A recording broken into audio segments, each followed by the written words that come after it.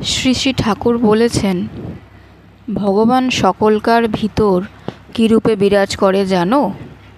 যেমন চিকের ভেতর বড়লোকের মেয়েরা থাকে, তারা সকলকে দেখতে পায়, কিন্তু তাদের কেউ দেখতে পায় না।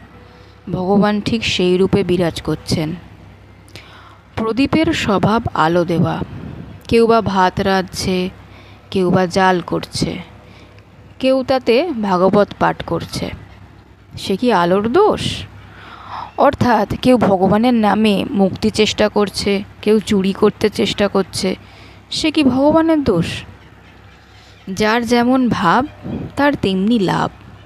ভগবান কল্পতরু, তাঁর কাছে যে যা চায় সে তাই পায়।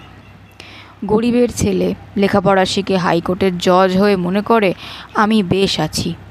ভগবানও তখন বলেন তুমি বেশ থাকো। তারপর যখন সে পেনশন নিয়ে ঘরে বসে, তখন সে বুঝতে পারে এ জীবনে করলুম কি। ভগবানও তখন বলেন তাই তো তুমি করলে কি। নমস্কার।